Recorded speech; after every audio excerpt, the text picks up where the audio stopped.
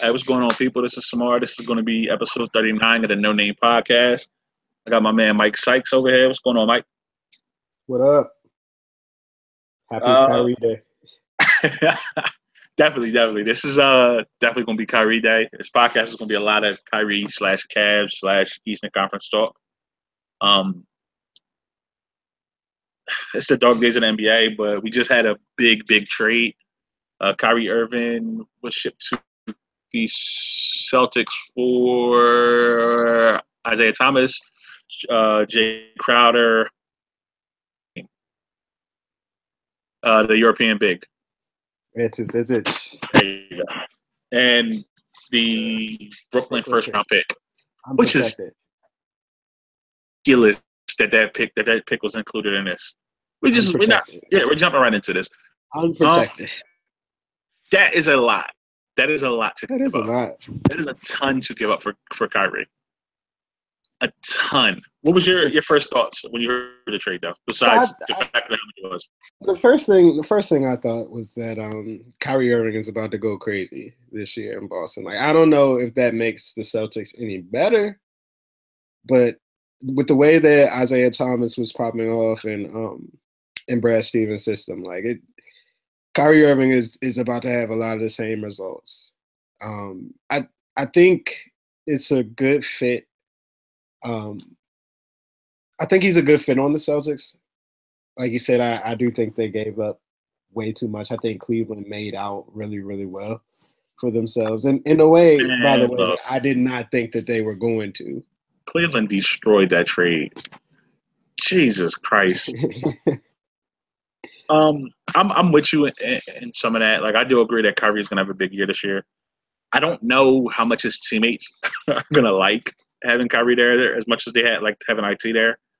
I just think there's a different, even if their games are really similar in a lot of ways. There are some subtle differences, of course, but I mean, Thomas is way more of a passer than Irving, for example. Yes, he's way more of a willing passer. Weirdly enough, I think Kyrie might be a better passer. I just think he's not willing. Yeah, I was going to say Kyrie can be a good passer, but he's never willing to pass because why would you pass the ball when you can dribble through everything? Yeah, and I think that I feel like that's going to be annoying for a lot of those guys, and I don't know if you can change Kyrie at all. Yeah, I do think because there was an element to the Celtics offense last year, right, where it was all about moving the ball and making the right play. And the thing was that Isaiah Thomas was often that right play. And often sprung open just from off of the ball action and being screened and actually screening himself. Yeah. So those are things that Kyrie is going to have to do that I don't know if he's willing to do on a regular basis. Because it's one thing to be in a 3-1 pick and roll with LeBron in the NBA Finals, but to do that all year long is a different story. Well, that's why I'm going to reserve the right to be wrong on this, of course. But I'm not sure how. I don't like the trade as much as everybody does for the Celtics. So it seems that a lot of people do for the Celtics. I get Kyrie is a name, and I get that Kyrie is a talented player. But like you said, there's certain things that Isaiah did last year that fit in Boston's system that I don't know if Kyrie – not that he won't do it. I don't know how well he can do it. I don't know how well he can play off the ball. I know he played off the ball a little bit with LeBron early on, but that wasn't working as well as it probably should have, and LeBron switched more to an off-the-ball role, which a lot of people also didn't talk about. I think we should clarify, playing off the ball does not mean you're just spotted up, right? You're moving off the ball, cutting. Yep. You know what I mean? That's springing open off of different screens. That's screening for other people. Yeah. Which is not easy. Yeah, it's not easy. I don't think it's something you can just pick up in one season. I think it's something you have to learn over time. And I also think it's something at a certain age, if you don't have it, you may not develop it. And I keep coming back to this, but that first year in Cleveland, when LeBron sort of took Kyrie off the ball, not off the ball, but he took him out of the playmaking role. Yeah, I keep coming back to that. It always rubbed me the wrong way. It's like part of it is because it was the regular season. It's like this is really when you should want to allow guys to get the room to do stuff. Yeah, but and also, coach, like I know. And if they had an actual coach, I don't think that happens. But it did, and I think that hurt. I still think that hurt Curry a lot in his development, at least early on. I don't know. I guess the results outweigh everything in that instance, and the results were an NBA championship. What, 3 trips to the final? Yeah. So, in that regard, yes, the results probably do outweigh everything else. But I do think that hurt his development a little bit.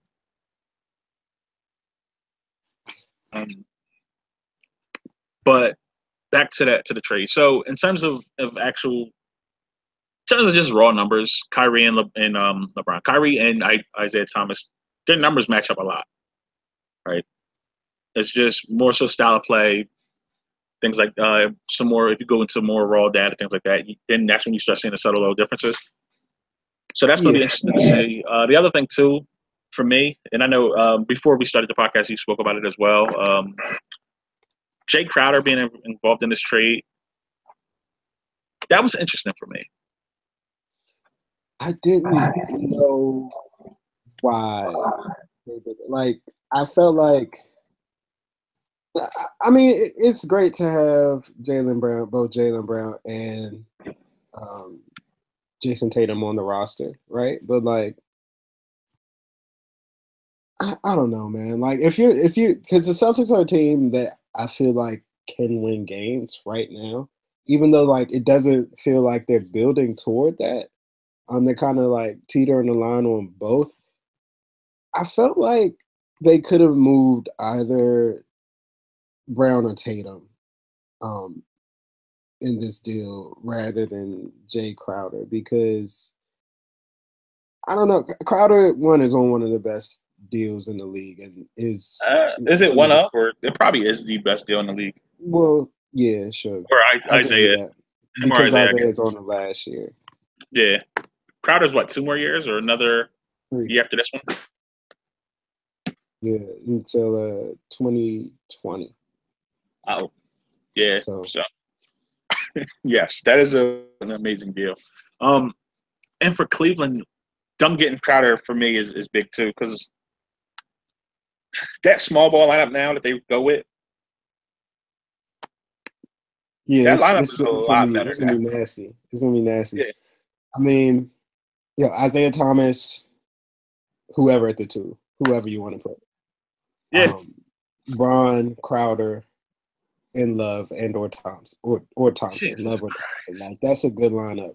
And you can the spacing. Yeah, the spacing's gonna be crazy. So this is like Shane Battier, right, in Miami, where like LeBron now has once again a small ball 4 who can play the 3 on offense and space the floor out, but go guard the opposing power forward on the other end. Like, that's huge. They basically they upgraded Richard Jefferson's role to Jay Crowder. Not really his role, but you know what I mean? Like when they go with that small ball lineup, that's usually Richard Jefferson there. Like this is Richard Jefferson's spot, and now it's Jay Crowder, which is like a huge difference. Because like, I mean, this is like, I don't think this puts them on the same level as Golden State, but this definitely, in my opinion, separates them a lot further from the rest of the East. Like they're a way better team now than they were last there's nobody in the East that's close to them now. Yeah. For LeBron, is this enough to convince LeBron to stay? I don't know. I think you have to let the season play out. Or let me flip something for you real quick. Let me give you a scenario. Not a scenario, but let me. If you take that pick and the young big that you just got, can you flip them for something that will help right now? Like what? And over the next couple of years? Depends on what we're talking about. Cause like, so there was a report. I can't remember who said it, but and I don't think this is even like there's a super percent chance that this happens. But the league is also broke, so who never know. Kevin Love in the pick for Anthony Davis. I doubt that nah, there's any. that's it's not, I mean, if it one, you know what? I mean, look, if league is broke, bro. The league is broken, right? Like I didn't see this coming, but it happened. So like I can't say that. Like I'll probably never say never to a trade again, but like same time, if the Pelicans take that deal as a team, like we should just contract them. Like, yeah, you got to at that point. Like, just get him out of the league. Just poor Boogie, if that were to happen. Remove the Pelicans. Poor Boogie. I mean, maybe you trade for him. You know, like I mean, if things go, that's what I was south, thinking. When I first read that report, I was thinking that trade makes more sense if it's Boogie and not AD, because you don't trade AD. Yeah, I mean, you can't trade Davis until it's time. Like, listen, if you lose AD, it has to be because AD told you I'm not signing with you. Right. And it's a Paul George type situation where I'm not resigning with you, and then you just figure out the best whatever for him. You can't trade AD at 24. Yeah, no way. And he's one of the 5 best players in the. We keep forgetting when we name the top 5 players in the league. Anyway, by the way, we always forget about Anthony Davis, and it annoys me. I mean, listen, we're in that top 5. Anthony Davis is somewhere. It's not easy picking a top 5. Like, it's not. Let me just say that, because like there are so many good players in the league that are like you could legitimately be like 1A, 1B, 1C, 1D, 1E. You know what I mean? You know what? I'm wrong. AD's not in the top 5. See, look at you. Look at you. Where do you put him? Wait, where do you put him? LeBron? I don't know. Like, I would have to think about it. Let's go through it really quick. LeBron, KD, LeBron, Durant, Curry, Kawhi, Harden, Westbrook, then Davis, I guess. But I could legitimately make an argument that Anthony Davis is better than all of those dudes. I can make an argument that Anthony Davis is better than everybody I just named except for 3 people. Yeah, I mean, like that's what I'm saying though. Like, yeah, I'm with you on that. I can make an argument he's better, but with 3 people. Ooh. For me, I feel like I could make the argument about all of them. Like, there's an. No, hold on. I'm out. There's no argument that he's better than KD. I'm sorry. KD is the best player in the league. There's no argument to make that Anthony Davis is a better player than KD today. I don't think he's better. I know you agree with me. But also, I can make an argument. No, there's no argument. There's no argument. KD is the best. KD's the best player in the league. There's no argument that you can make that Anthony Davis is a better player than KD. There's an argument that you can make that he's a better player and that he's a more, not even a better player, I guess, because who knows about better? I guess is the real word.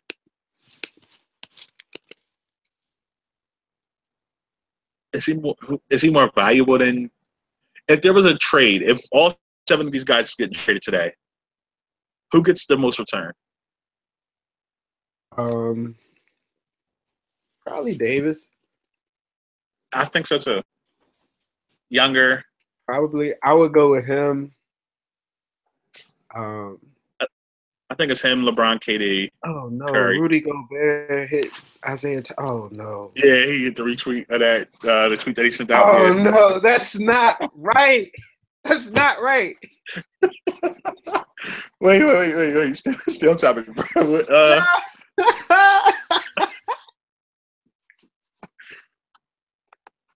I love how petty the league is in 2017. That's crazy. Thanks to Twitter. Wow. Yeah. What were we saying? Oh, yeah. So I mean, and we weren't even supposed to be talking about anything today. I know, but this is fun. This is what the podcast is, bro. It's just tangents and never stand on topic, and then going back to the topic later. Celtics Twitter is so broken right now. Like it is. there's like a mixture of hurt, and then there's like some excitement, and then there's like it is. Let's go back to the topic. purgatory. So here's my other thing, right? You didn't want to trade the pick for Paul George. You didn't want to trade the pick for Jimmy Butler. You didn't want to trade the pick for DeMarcus Cousins.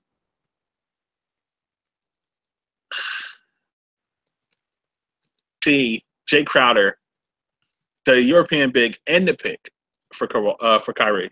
But you wouldn't trade the pick for Jimmy Butler or Paul George. Yeah. I mean, it doesn't make sense. Like, hold on. You wouldn't trade the pick. Draft Fultz, and then let IT walk after next year and build around those guys. And now you have to trade. You lose Avery Bradley. And I said this on Twitter. They've lost now. And now that this happened, they lost their starting point guard, their starting shooting guard, their starting small forward, their starting power forward. The only starter from last year is Al Horford. I mean, questionable that they upgraded at every position but two.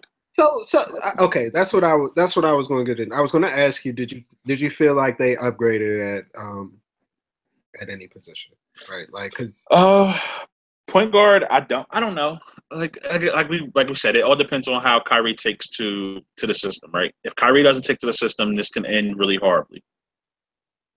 Or this could be the thing, and Brad Stevens, you have to fire Brad Stevens, and which would be horrible again. So it all depends. If Kyrie doesn't take to the system, this ends horribly. Shooting guard, I have no clue who their shooting guard is going to be. I don't know if it's going to be Jaylen Brown or I think it has to be Jaylen Brown, honestly. Because like, if people were saying Hayward. I mean, okay, so like you have Brown and Hayward on your wing, like okay. Yeah, okay. So what I'm saying is like it cannot be, in my opinion, it cannot be Marcus Smart. Like if you're starting Marcus Smart at the two, I think you're moving a bit backwards there. Like, so if it's Jaylen Brown, so if it's Jaylen Brown or Marcus Smart, that is not an upgrade. That is a downgrade when you go from Avery Bradley. Sure, okay, but I also Avery Bradley was hurt for most of the year. Yeah, and it's also a short term if it's Jaylen, because maybe Jaylen Brown becomes special. There's always that potential. Sure. Or not even that he's even if he's better than he's just serviceable. Yeah, if he's better than Avery Bradley, who I think is a good player. If Jaylen Brown becomes a good player, then that's fine.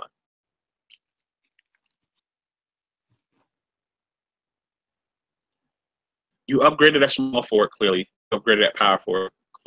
I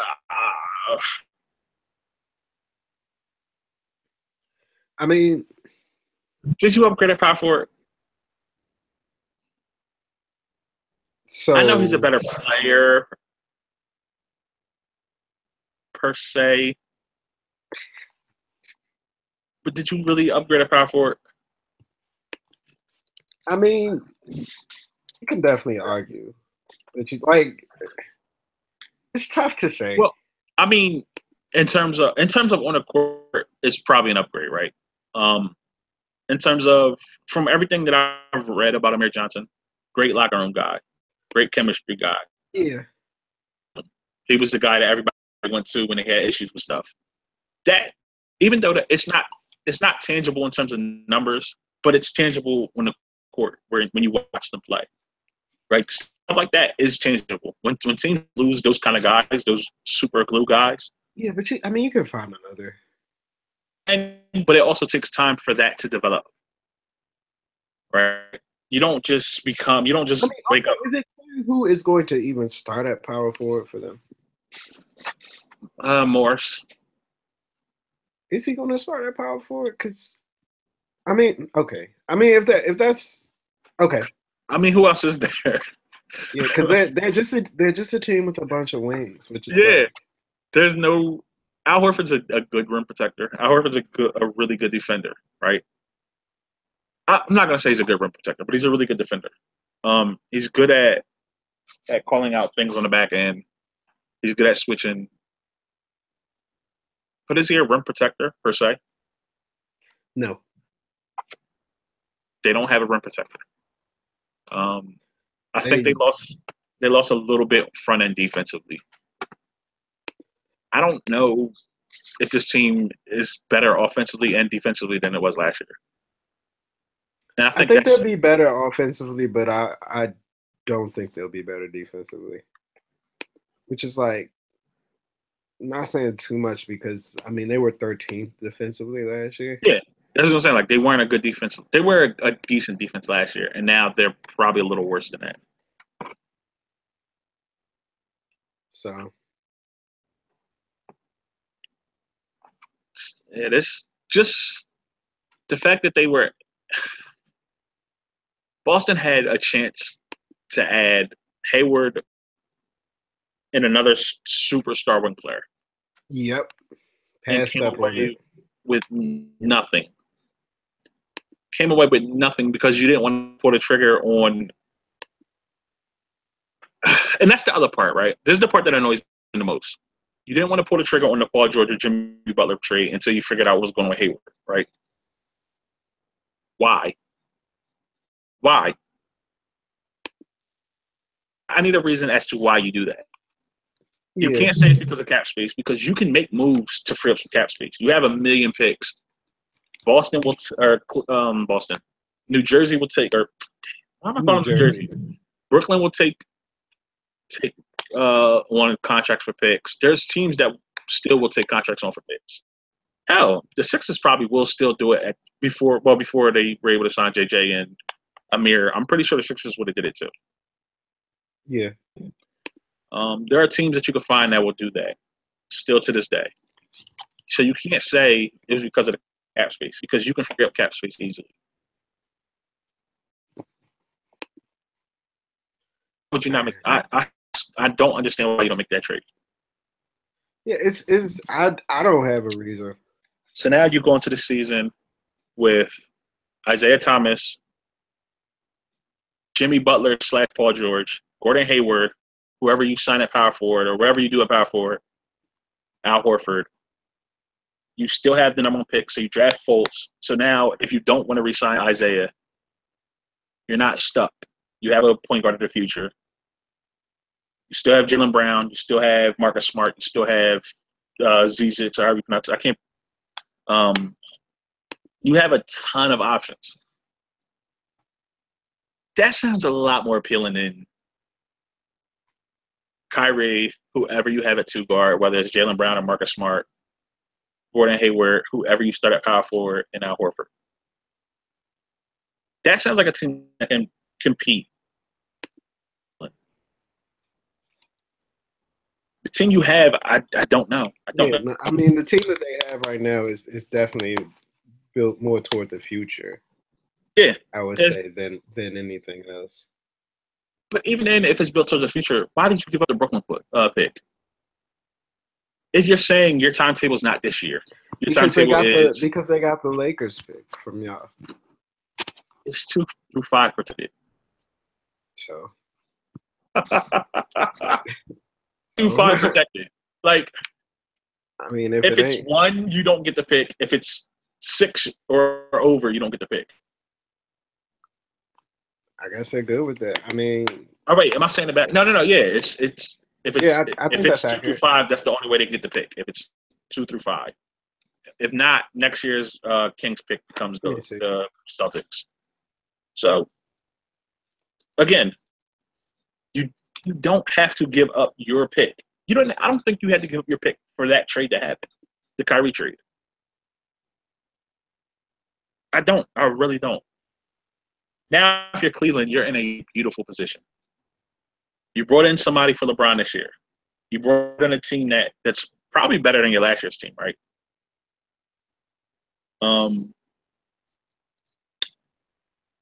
Wait. You have. Go ahead. Oh, I'm reading the pick protection. The future first-round pick that Boston will receive will be the Los Angeles Lakers' first-round pick in the 2018 NBA draft, provided that such pick is number 2, number 3, number 4, number 5. Yeah, it's 2 through 5 protected, and if not, then the Kings pick in 2019 goes to the Celtics. Right. Okay. Again, if it ends up the number 1 or the number 6 pick, which it's a very good possibility that it's not 2, 3, 4, 5. There's a good chance that the Lakers are. You get what I'm saying? Like they're the 10th worst team in the league. Also about to be the best rookie of all time. If you listen to the Lakers, I know we're not talking about the stuff, but you hear what they said about him being like Magic? Yeah. I mean, I get what they're trying to say. I get what they're saying too, but no, don't say that, man. Don't put that pressure on the kid. His dad can say that. You, as the organization, should not say that. He better not flop, man. I told you that a while ago, and this is before the Lakers even did anything. But yeah, you had a chance to develop something. You get the number 1 pick this year. That Boston pick or that Brooklyn pick becomes the number 1 pick this year. Now you have mini KD. Right. They could have had Porter. Yeah, I mean it's crazy, but like I mean just think about it from Cleveland's perspective, right? Like now you get to choose between Porter or Bagley, yep. Right? And you get, I mean, even if LeBron leaves, like you still can re-sign potentially Isaiah Thomas if you want, or you let Isaiah walk and you rebuild. Now that you have, right. You already have Porter on board, and now you have your next superstar for the next 7 years that you control for the next 7 years. Right. So Cleveland should be good. They're fine. Cleveland made out perfectly. Yeah, I'm just surprised that it even got to it was so crazy. And it's crazy because number one, like the Celtics are the team that has been setting the market for the last few months, right? Like we just talked about it. They weren't willing to trade this pick for Paul George. They weren't willing to trade it for Jimmy Butler. Like, yeah, for whatever reason, like it was on the table and the deal didn't happen, right? Yeah. So like that turned things down. Like that cooled the market on superstars off. Like if the Celtics aren't willing to give this up, then why would we give up the assets that we have? Says random team that is trying to trade for these players. But now, I mean, it's so crazy because you're willing to do it for Kyrie Irving. So that I feel like that kind of shifts things back in the other direction where like now say DeMarcus Cousins does say he is on the market if things go south for the Pelicans this year. Like how are teams looking at that? Are teams saying, okay, if they gave this up for Kyrie, we have to send a similar package? Or are they saying like he got traded for pennies on the dollar before? Why should it be any better than that? Like it's difficult to tell. Yeah. It's weird, and it sounds like I'm hating or not hating on the Celtics, but I'm really down on them. I am, but it's still they're in a great place still. Jesus Christ, they're in a great space. They're in a great space. I just want to make sure I say that so that anybody listening to this doesn't think like, how can you say that? They have two all-stars and da-da-da. Like I get it. I get it, guys. I get it. They're in a great space. I'm just thinking of what kind of space they could have been if they did things a little differently. I mean, it would be crazy to have, maybe four potential all-stars. Like, yeah, which was definitely on the table. Isaiah, Gordon Hayward, Jimmy Butler / Paul George, Al Horford, Fultz, Jalen. Like that's just to think about that is insane. Yeah. And that's what they could have potentially had, plus the Brooklyn pick, plus whatever. Or they could have still did the Fultz trade, kept the Brooklyn pick. Now they have the Brooklyn pick and the Lakers pick. They have two great in their own pick. They have great chances at a number one pick. And I think they have Memphis's pick or something like that. I think they have Memphis. I want to check that real quick, but I'm pretty sure they have Memphis's pick too. Yeah, they do have Memphis' pick. Yeah. See? and the Clippers, I believe. There you go. So like they're good. I mean, they're fine. Memphis. But it still just doesn't make sense to not like it. I mean, if we're reflective, like, and I guess like it doesn't matter ultimately because they because I mean they didn't make the trade, right? Like they didn't pull the trigger, and they pulled the trigger on this one. But like, and like I hate to keep going back like the whole. I mean, this feels like the James Harden trade, right? Like, yeah, the team that the never Memphis was. pick is like, next year, by the way. Memphis. Okay, Memphis is next year. Okay. Yeah, and so is the Clippers. Memphis and Clippers are both 2019. Oh, see, I'm still thinking I'm in 2017 mode because the season never really ended because Kyrie Irving didn't want to be traded until August 22nd, which my brain is fried. Like, but I'm glad. Like, so now we have this out the way, right? Like, whenever the Knicks and Melo choose to figure out what the hell they're gonna do, like we can have that out the way. Then maybe we'll have a week of off season, right? Like, maybe we'll be good and training camp can start the next day, but like maybe we'll get a day off. Nah, nah, bro. Because I don't think the age is done. What else are you gonna do? Like, they still need a power forward, I guess, or a rim protector. And the thing about this trade, like, I don't know, man. Like, you're not. You're not competing with the Warriors with this, right? Nah, and like, but in their defense, and they're able to the next 2 to 3 years. You know, maybe in 2 to 3 years, the Warriors aren't the Warriors. And now, even though I still think they're going to be the Warriors, as long as KD is there, I still think they're going to be the Warriors for at least the next 7 years. Like, not 7, but at least the next 5. How does Isaiah Thomas fit in Cleveland? Right, because we just talked about him being a great fit for Boston, but like that, and like Isaiah was good in Sacramento. Right, he had some really good years in Sacramento. Was an underrated player off their bench, but like now he's the starting point guard in Cleveland alongside LeBron. Like, how does that work? Oh, I think it works perfectly. The only thing, I mean, yeah, it works. I think it works perfectly. I think it works more for Bron. I think Bron might like this pairing a little bit more than he likes the Kyrie pairing in some ways. I think Kevin Love is going to enjoy this as well. Like, can you? I know last year we were saying Love was probably their second best player, but if you can restructure the offense a little bit and have Love with the ball a little bit more, like I think you can kind of run some of the stuff you ran in Boston, but with Love in that Al Horford spot offensively. I don't think it's as good. So, I mean, he's not as good of a screener. He's not as good, but he's still a really good screener. I think he's a little bit better of a passer. I disagree. See, I feel like you're disagreeing because we haven't seen Kevin Love in a role as the main focal in 3 years, I guess. Yeah, maybe. I mean, don't get me wrong. Like, he's a really good passer, but like Minnesota, Al Horford is. I know Al Horford would take the ball and run the break. I know right? Al Horford was well. I mean, Kevin Love didn't have to. He could just throw the pass. just throw a touchdown. Just throw a 94-foot pass. Like, all right, whatever. Sure. But like, I mean, Kevin Love was really, really, really good in that role in Minnesota. Really good. Yeah, he was. And I don't think you go completely back to that because I mean LeBron is there still. like you still have LeBron on the team.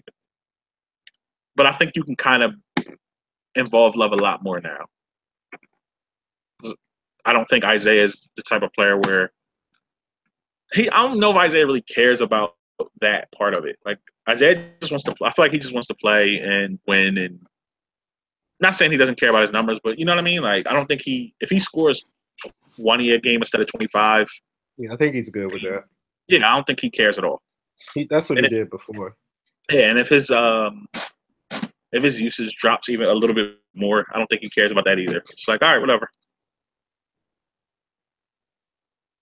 So, I wonder what this does for his contract situation. mean, if he has a crazy playoff, that can't hurt, right? Oh no, I won't. That will help him. But like, I don't know. Like, you see, in the position to do that. I know a lot of people are speculating that maybe the hip isn't right. Yeah, because he's still not cleared to play. Andrew Wiggins fires agent shortly after negotiating a $148 million max deal. That was a weird story. What happened? I mean, the story, the basis of it was that Wiggins, BSD had negotiated his deal, and then after they negotiated his deal, he cut ties with them to go with because apparently, like, there had been other agencies recruiting Wiggins, or like that were startups, and they didn't their percentages were lower, like their commission percentages were lower. Oh. So I mean, if they negotiated the deal, though, there's people if they negotiated, they still get a piece of this, the max extension. But like, the thing for Wiggins is that he has his Adidas deal is up in 2 years, so he'll be looking to cash out with them in a couple years. So like, whatever they negotiate from that is just like, I mean, listen, gotta improve a lot, Andrew. I'm just telling you what the thinking might be here. Like, I know, I get what you're saying. I'm just laughing. Gotta prove a lot though, Andrew, if you want that. I mean, he'll get paid off it. I think, like, it's not getting any lower than it is now. Like, and it was re-up. If Andrew Wiggins is the same player in 2 years that he is today, I don't even know if you re-up with Andrew Wiggins. I mean, listen, if John is out here still looking for a deal, that's his choice. I mean, it's his choice per se, but John should have a signature shoe. Let's just keep it a buck. He had one. I know. He had two. He had two different ones, but should have had three. John should be on Nike, or John should be a signature Nike person, or a signature of Nike. So, I mean, if he goes to Nike, there's no way. But this is way off topic. This is also more for your podcast. I was about to say, this is what I would be talking about, which I have no problem talking about this. Like, I have absolutely no problem.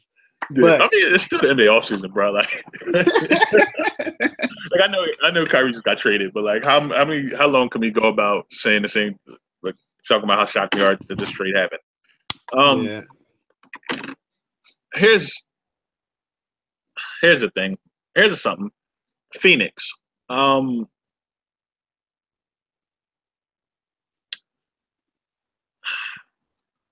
are they should have made this trade. Yeah, like, they should have made the trade. But also, they don't want to make the trade. Like, like, they should have made the trade, bro. 76ers, apparently. They're not. Like, they have their little slogan. Now. There's not one Embiid there. Have you seen that? Are you offended? Nah, no, I'm not offended at all. I want if that's how they feel, fine. I love Josh Jackson. I'm a huge Josh Jackson. I'm the one that said Josh Jackson is the best player in this draft. But Devin Booker scored 70 points in the game, and we just want to talk about him. I'm going to say this again. There's not one Embiid there. Not a one. Is it not a there? Nothing. Not a there. There's not a Ben Simmons there. Like, there's no. Who's the Devin Booker's guy? Devin Booker's really good. I think Devin Booker can be a friend. No. Devin Booker's not really good. I'm not going to allow you. I'm not going to allow you to do that. Devin Booker is really young. Devin Booker has a ton of potential. So we're not going to say Devin Booker is good today. Is Devin Booker a really good player today? Is he a good player today? Like, good on what scale? Exactly. You got to quantify it with different ways. Come on, bro. Devin Booker's. I mean, he's okay. I know because there's a lot of talent there. Yes, there's a ton of talent there. ton of talent. I was not high on Devin Booker. I remember me, you, and Wilson had this argument about Devin Booker. I'm still really not high on him. Like, to be completely honest with you, I just know how people look at him. I'm high on Devin Booker in terms of a prospect, but I still would say Devin Booker he's not a good player. He's a minus defender. Score 70 points means absolutely nothing to me. In a game you lost by 20, they got blown out in that game, by the way. Yo, this is a thing. Okay, so I'm looking at his numbers right now. He had a 14.6 PER, but scored 70 points in the game. Exactly. Even and PR is not the all and be all. Yeah, we know this, but it's a good. If you're not over 15, then that's really bad. 15 is like an average NBA player. That's the average. Yeah, that's the average. So again, Devin Booker is not a good player. Yeah, so I really don't know what Phoenix is doing. I agree with you. Like I didn't think I felt like they should have made the trade, and I also felt like I didn't know why people were calling Devin Booker. Well, I know why people were calling Devin Booker untouchable, but like I also didn't feel like he was untouchable. But this is the way people felt, and but you didn't even have to put Devin Booker in the trade. Like, yeah, they were asking for what, Josh Jackson. Yeah, Josh Jackson, Bledsoe, a pick, and one of the other guys. Warren, T.J. Warren was probably going to be the guy that they threw in there. That is not something I would be like, I'm not going to do that. Right.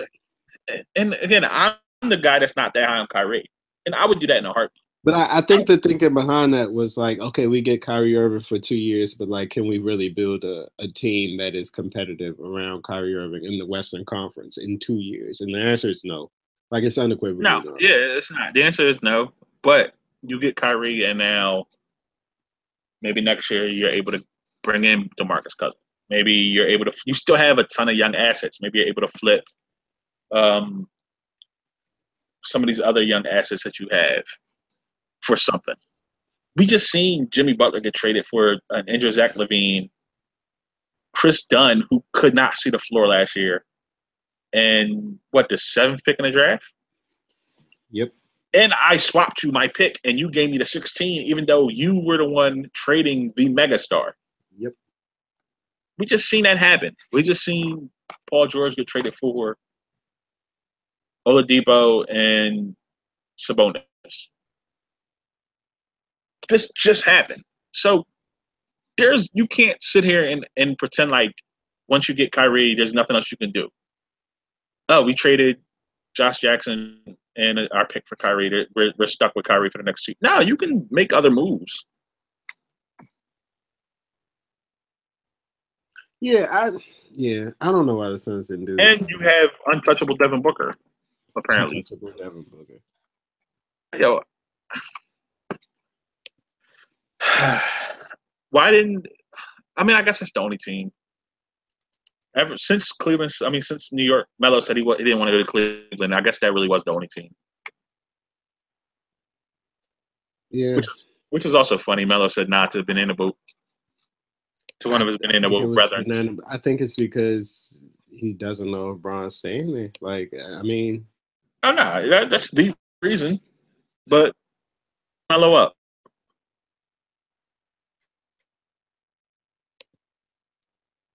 Melo's up, the year? Not next season, but the year after, right?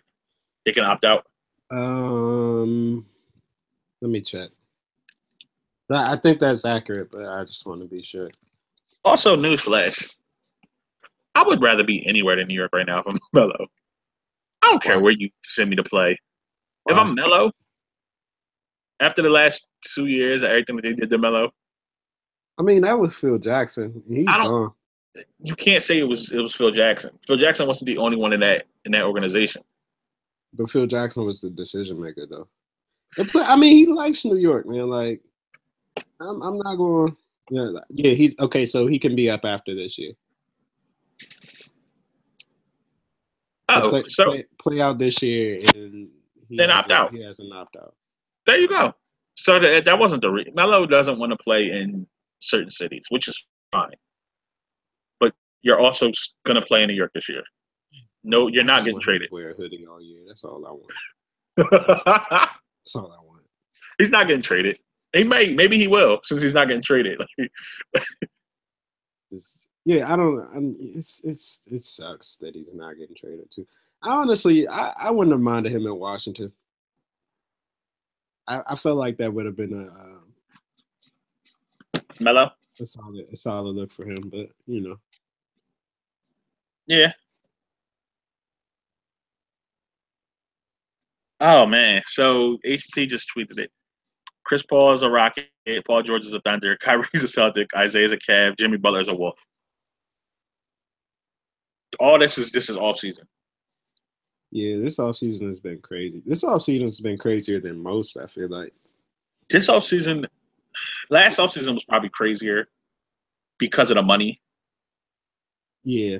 But this offseason, in terms of player movement, is insane. Crazy. But, like, this is just people reacting to the Warriors, which is so insane. Like, the league is broke. Like, this is just the Warriors' reaction. Like, it's so incredible. It's not even just it's KD. It's more KD than anything else. Because even if the Warriors never get KD, if the Warriors didn't have KD, then they're still a great team. But I feel like people think they're beatable, even though they won 73 games without KD. I still think people are like, we can, if we do certain things, we can beat them. Right. Now it's like, what do we do? Oh, you know what? Let's push our timetable back 3-4 years. And most teams are pushing their timetable back 3 or 4 years.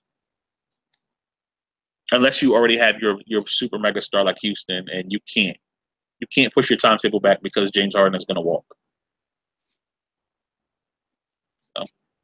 Yeah, it's tough, man. Like I'm not mad at teams for doing this, but it also, it does kind of suck. Cause I enjoy watching the Warriors, but I also would like to see teams actually try.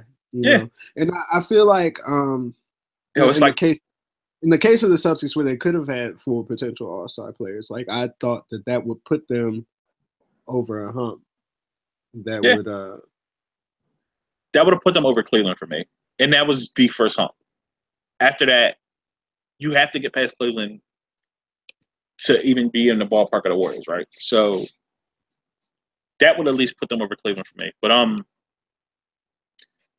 how many teams are actually trying this year? It feels like it's like 4 or 5 teams, and that's it. What are we counting as trying?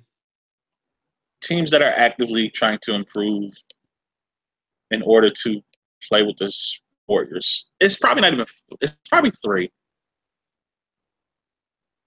You can't really say the Celtics, not because I do think they probably did improve. Not. I don't know. They're difficult. It's difficult to say with them. Cleveland, I guess we could say, are actively going about trying to improve. Houston,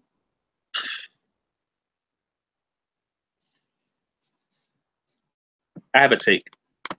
Oh, what's the take? I don't think Houston got better. It's a bit steep for me. Okay. No. I'm not saying that they got worse. I just don't think they got better. I think they're going to be about the same as they were last year.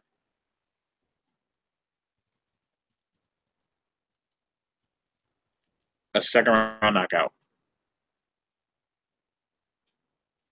Sure. Okay. Okay. Are they better than?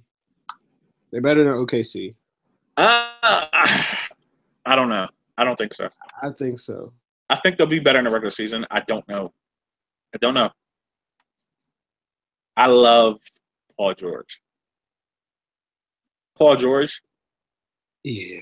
You know what? You're right. Yes, playoff Paul George is. George is in the playoffs. Paul George is probably a top 5 player. Okay, so all right, so they're not better than OKC. Wait, real quick, let me just clarify. He's easily a top 10 player. I don't know where he is after that.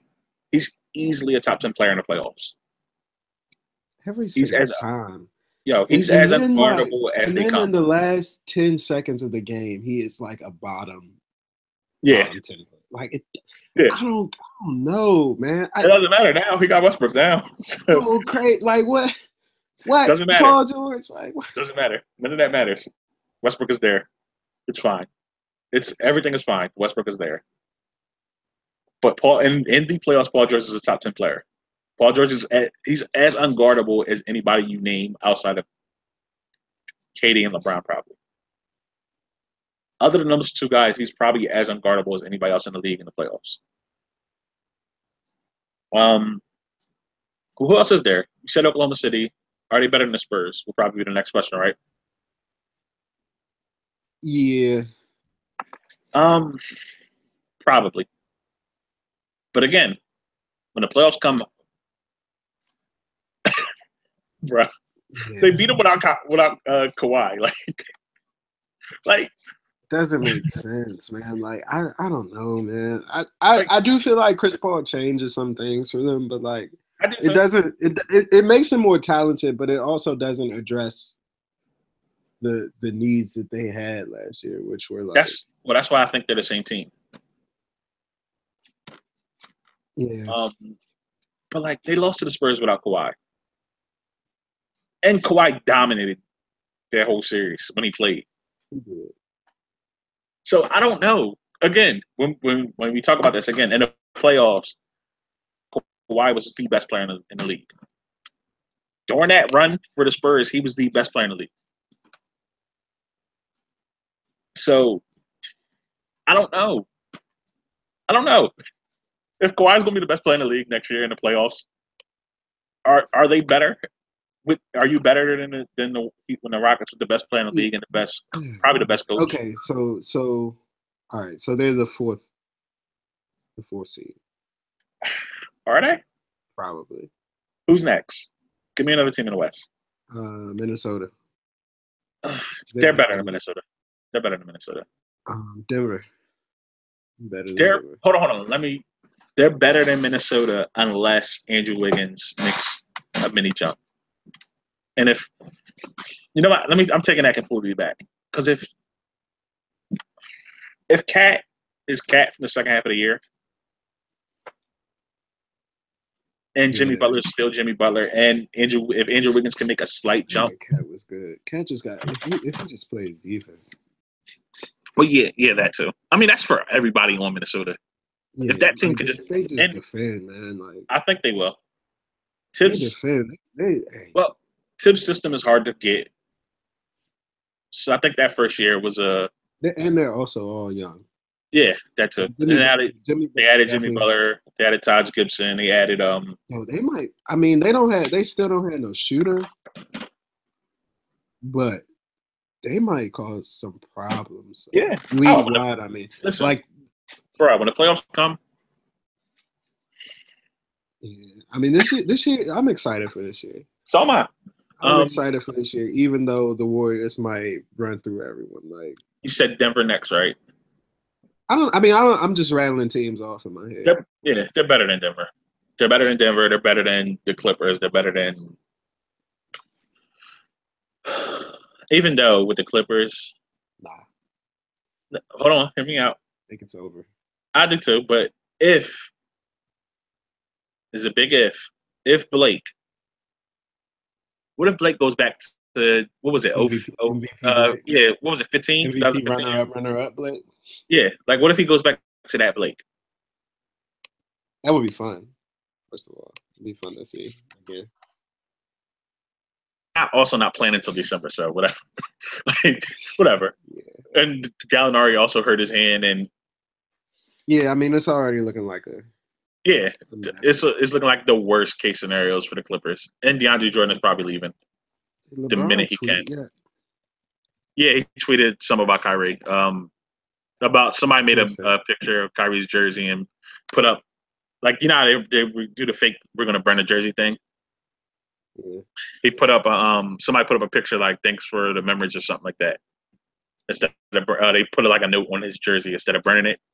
And then LeBron said that's the way you show a appreciation or something like that. Is such a talented So, kid, much respect, blah blah blah.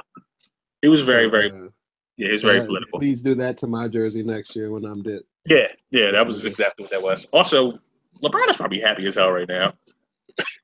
They just got Jay No, Crowder. I don't think so. I think Bron is like, I mean, I'm not going to act like I have any insight to what LeBron thinks, right? But like, this is the first time anyone has ever said, "Yo, I ain't trying to play with LeBron James," and that's weird as hell.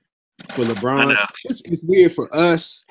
You know what I'm saying? Like, the only person that is not weird for is Kyrie Irving because he feels like he is great. You know what I mean? So. Yeah, I mean, I don't like Bron might be happy that Kyrie, like, he don't have to deal with It's not even that. I don't think it's that. I mean, when I say LeBron's probably happy, I mean IT may not be as good of a player, but I think IT is better next to Bron. Like he may be better next to Bron. And the other thing is, like we were saying earlier, Jay Crowder is probably the perfect small ball four next to LeBron. Yeah. So, like, I feel like LeBron is already thinking of this Kevin Love at center, small ball lineup, and he's probably like, definitely is. Yeah, he's probably smiling like, Jesus, all the space around me. And yeah, LeBron has to be thinking about it. But I do. That still trips me out. It's like this is the first time. Like, this is the start of LeBron becoming the Kobe Bryant. Nobody wants to play with Kobe. I wouldn't go that far. Kyrie's. That's what it is. That's what it is. I really think Kyrie's a special case. I know, and that's what happened when. I'm also saying that. Well, not a little bit, but I'm also saying that while also acknowledging the fact that LeBron is probably really, really hard to deal with behind the scenes.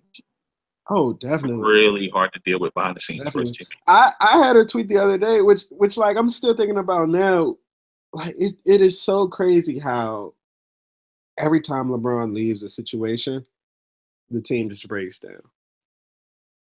Like if he were to leave the Cavaliers, like the Cavaliers just set themselves up nicely today. Yeah.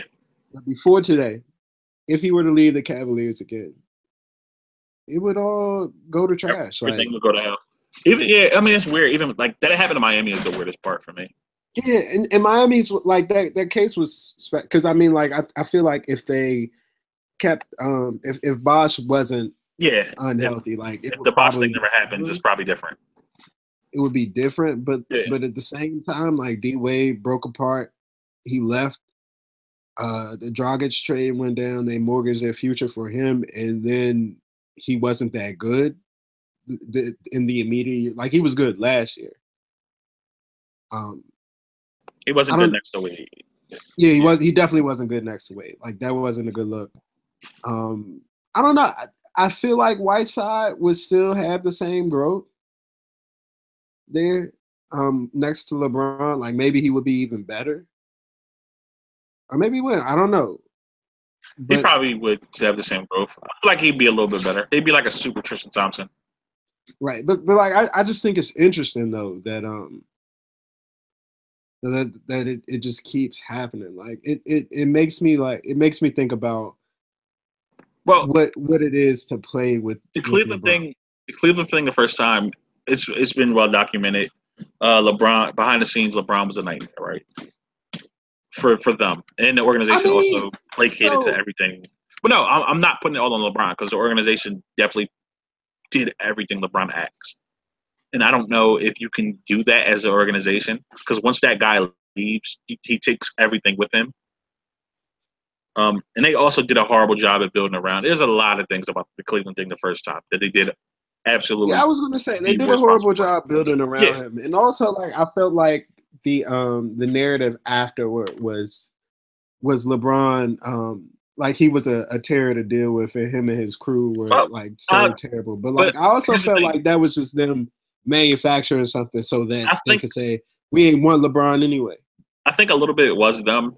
I mean, was them just trying to spin the narrative around. But I do think there was a little bit of truth to that. I think LeBron is like I do think LeBron is probably hard to deal with.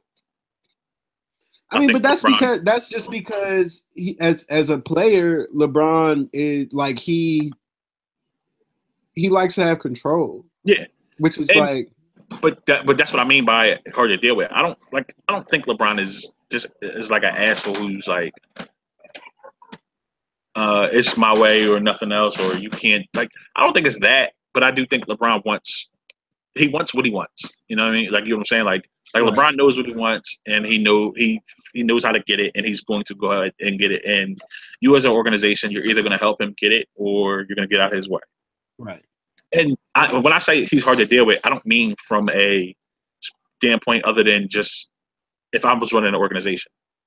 I hate saying if I'm Dan Gilbert, but if I'm Dan Gilbert, LeBron is probably hard for me to deal with. Even before the letter and all that stupid stuff that I did. The first time, LeBron is probably hard to deal with. Yeah. This time it's probably very awkward to deal with him, but it's also probably the same issue where LeBron is like, I don't go to y'all for anything. Just y'all stay out of my way and let me do what I'm going to do. Let's talk about that a little bit, because like I think this deal for the Cavaliers is interesting in that, like, we said, it helps them win now and it helps them build toward the future. But like, also, like, I feel like this is the Cavaliers taking a stand and saying, okay, we know that there's a possibility that LeBron leaves next year, and this is us. A possibility. Our future is great without him, and like, that's the first time that they've done it. Like, they've been proactive in this because they haven't been able to get a commitment from him. Well, they should. Right, and I agree. They definitely should. As much as I say I hate Dan Gilbert, I am all for organizations do have to take that into account no matter what. Like, it's a business both ways. Players should do what's in their best interest, but all organizations should also do what's in their best interest. I will never say anything bad about a player doing what's in his best interest. If LeBron feels like he doesn't want to be there anymore and LeBron leaves, that's LeBron's choice. I would never say nothing bad about LeBron. Hell, if a guy was on my team and left, a guy was on the Sixers and left, if Embiid leaves in 3 years or 4 years or whatever it's going to end up being, if he leaves, fine. Players got to do what's in the best interest for them. I know, but the organization also has to do what's in the best interest for them. I'm just saying that it's interesting that it's actually happening, because like, not like, well, if the thing didn't happen the first time, they probably don't do it. Let's be honest too, though, because it's not like they're the best, they're like the smartest run organization. Right. If the first time never happens, they probably don't do this. If LeBron never leaves, and maybe let's say LeBron gets hurt for 3 years. If LeBron was hurt for those 3 years, they still end up with Kyrie and all this stuff still happened. They don't do this. I know what kind of injury that was. Look, man, his doctor had to reboot his programming, and it takes like 3 years to load him. I don't know. Whatever. LeBron retires like Jordan and decides to play football. They don't do this. Why he would waste his career like that? All right, bro. I'm making up scenarios, but still. He never come back to basketball. If LeBron retires and plays kickball. That would be funny. LeBron's just like, look, it's always been my dream to play kickball professionally. Marcus Morris is heading to court. What? I'm starting my own kickball league. Oh my God, they're lightning outside. But no, yeah, if that happens, bro, it just lit up the whole street. Ooh. But no, if that happens, then they don't do this, right? They don't take the precautions to protect themselves for their future. They just stupidly go about their business, basically. So, I don't know. Yeah. But other than that, really quick, because this discussion was going on Twitter and it was kind of in my mentions a little bit. What players are untouchable? Is there a player that's untouchable in the league? A true untouchable player? Yeah, I would say KD. Curry. Yep. Davis. LeBron. Towns. I would say LeBron if he didn't just have 1 year left on his deal. Well, I mean, it's situational for LeBron, but so we're normally, saying like all things equal. Yeah, normally LeBron's untouchable. Okay, yeah. LeBron definitely. Towns. Kawhi. Yeah. Is that it? That's probably it. Let me see. Devin Booker, apparently. But no, really, that's probably it. Westbrook and Harden. Yeah, Harden. Yeah, Westbrook. Westbrook's on his last year, so it's situational again. But if not, if it wasn't situational, then yeah, Westbrook. Giannis. Yeah. Giannis is definitely untouchable. Giannis might be the most untouchable player in the league right now, bro. Towns is that. For now. Until Ben plays. You're so excited. I'm not joking. That is not a joke. You're so excited. I enjoy this. I'm happy for you. Oh my God, he is so good. Yeah. People don't understand how good he is. And this is me going off of college and summer league and some small workout stuff that I saw without people noticing.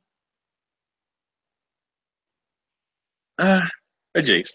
Yeah, this is off of certain stuff that I was able to see.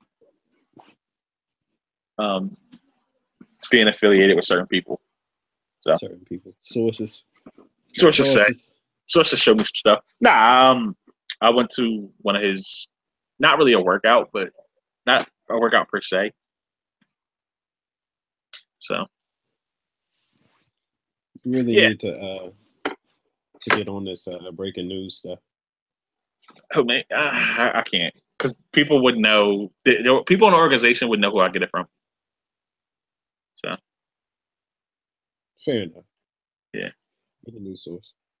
Yeah, I would never do that.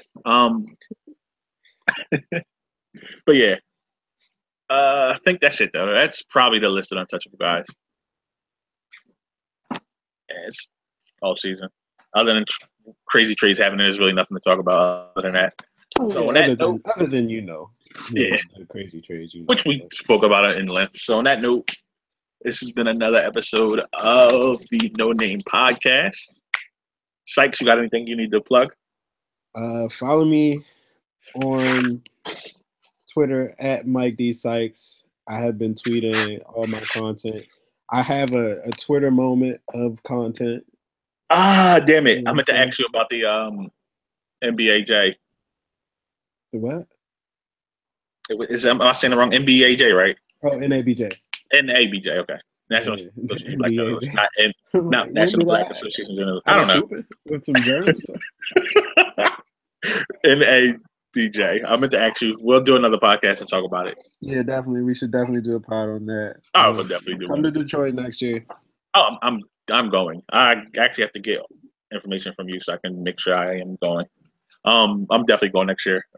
Actually, I'm pretty sure the whole team is going, so that'd be fun. Get a table. Yeah, that'd definitely be fun.